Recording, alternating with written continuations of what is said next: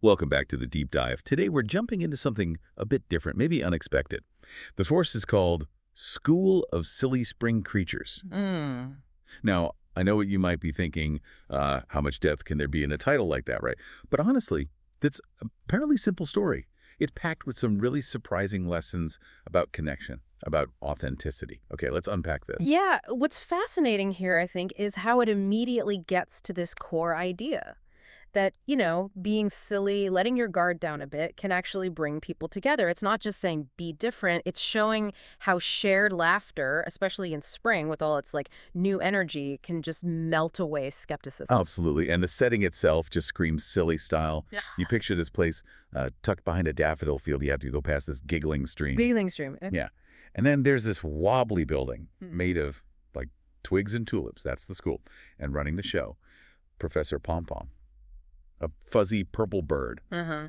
with these enormous, ridiculously oversized glasses. Right, the classic visual Totally. And the students are just as unique. You've got Gertrude the goose, who wears rain boots on her head. on her head. Okay. Yeah, just casually. Yeah. Then Blinky the bug, who, well, blinks nonstop when he's nervous, Ugh. which is apparently all the time. Oh, poor Blinky. I know. Yeah. And get this, Ned the narwhal, apparently he joined the class through a puddle portal. A puddle portal, of course he did. Naturally.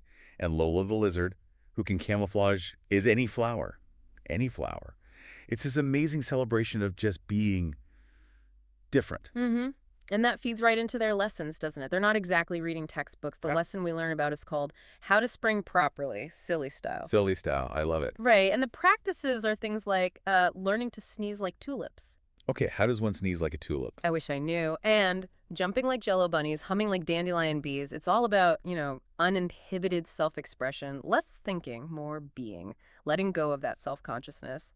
Okay, but then comes the twist, or maybe the tension. A group of squirrels shows up. Very serious squirrels from the forest school next door. Ah, the neighbors. Exactly, and you can just picture them, right? Arms crossed, looking skeptical, probably grumbling about the noise. That sets up a real contrast. It really does. It's like order versus chaos, almost. Well- But then comes this brilliant turning point. Blinky, being nervous Blinky, trips Oh, no. right into a puddle of glitter. And in doing so, he accidentally sets off this flower cannon. A flower cannon. This place sounds amazing. Doesn't it? And just poof, flowers and glitter everywhere. It's messy, totally unexpected. And that's the moment the serious squirrels just crack. They burst out laughing. Yeah, the shared moment. Exactly. That shared, spontaneous laughter just cuts through everything. Before you know it, everyone, squirrels included, they're all rolling around, giggling, sneezing like tulips together. Wow. So, okay, what's the takeaway here? What does this mean for us?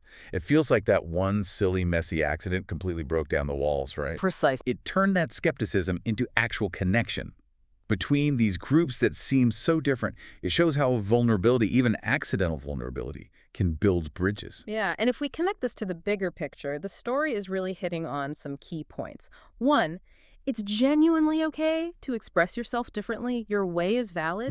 Two, laughter is incredibly powerful. It disarms, it connects, and it shows that even the, quote, weirdest creatures, they have a place, they can shine, especially when the environment says just be you. It creates that psychological safety. That's such a great distillation. This whole dive into the school of silly spring creatures, it really underscores that power, Yeah. the power in embracing our unique selves, even the silly parts, and how that can genuinely connect us, break down barriers. Which, raises an important question for you, listening right now. How might embracing just a little bit more of that silly style in your own life, maybe in your interactions, even the serious ones, how might that unlock something good? Maybe an unexpected connection, maybe just a moment of joy. It's worth thinking about, isn't it? The potential of just a little bit more lightheartedness in our world.